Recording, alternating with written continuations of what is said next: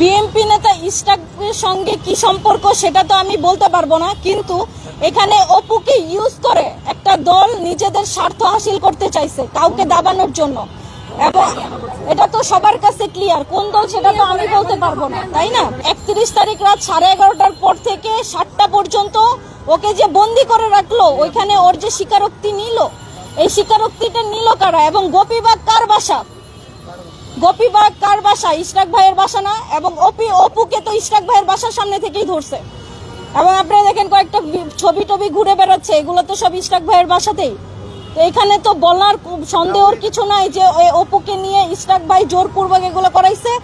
এবং যেই ধারণা সেটা হচ্ছে যে অপুকে উনি হয়তোবা আইনি সহায়তা দেওয়ার কথা বলছিল, যে তুমি আমাকে শুধু একটা নাম বলবা, তোমার নাম একটা নাম বলবা, যে কোনো উপদেষ্টার একটা নাম বলবা, হয়তোবা আসিফ নয়তো নাহিদ, কারো একটা নাম বলবা যে তোমাদেরকে দিয়ে চাঁদাবাজি করায়, তাইলেই হবে, তোমার যত রকমের হেল্প লাগে আমরা তোমাকে করব।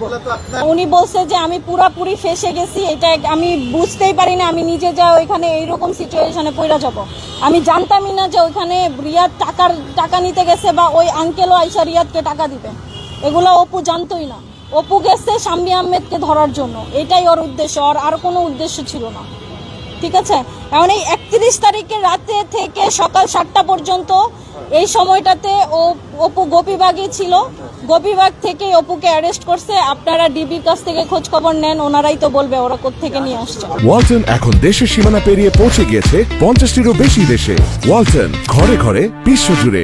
রিমান্ডে নিছে, আমরা জানি রিমান্ডের পরে কোর্টে উঠানোর পর একটা মেডিকেল রিপোর্ট জমা দিতে হয়। অপুর জন্য পুলিশ কোনো মেডিকেল রিপোর্ট জমা দেয় নাই।